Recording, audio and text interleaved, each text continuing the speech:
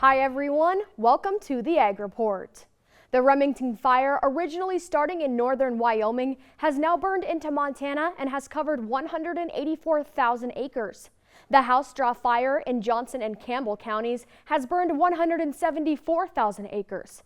There is a big concern for heavy losses of both livestock and hay ground, as over 430,000 acres have now been burned with other fires in the region. Buffalo Livestock Marketing has opened up its yards for those that need to bring in livestock and will provide water, feed, and cattle pots and trailers if anyone needs hauling. You can connect to them at 307-290-2161. The Wyoming Rancher Fire Relief Facebook page is another resource to donate to, whether that be supplies or funding. You can get more information and contact numbers at our website, northernag.net.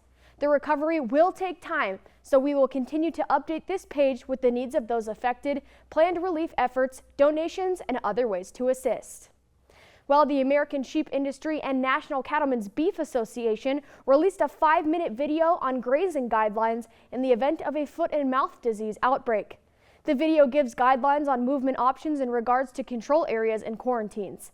You can view it at the Secure Sheep and Wool Supply or Secure Beef Supply websites. We'll be back in an hour with the markets. I wanted to put up a fence to protect my tomato plants. So I grabbed this, and then I did this. But instead of yielding a big crop, I hit a utility line and had to pay $1,200 in repairs. I didn't just lose my pride and joy. I could no longer afford the new stovetop I'd been saving up for. Next time, I'm going to make my free call to 811 before I dig. Learn from Curry and hundreds of others. Call 811 before you dig. Welcome back to the Ag Report. Industry leaders from Canada, Mexico, and the United States met at the Canadian Cattle Association conference last week to discuss challenges and opportunities under the Canada-US-Mexico agreement. Some of the things that industry groups like the National Cattlemen's Beef Association discussed were non-tariff barriers, antimicrobial resistance, access to vet products, and lab-grown meat. Weak cash cattle trade combined with the fact that traders were cautious ahead of the Cattle on Feed report led the cattle complex lower on Friday. The report seemed to be mostly in line with current market, slightly bearish with placements slightly higher and marketings a little bit below estimates. Choice box beef cuts 36 cents lower at $3.16, with a good chance of higher box beef this week as packers have been able to manage their slaughter to their favor. A good run of weigh-up cattle at the St. Onge livestock yards before heading into the weekend.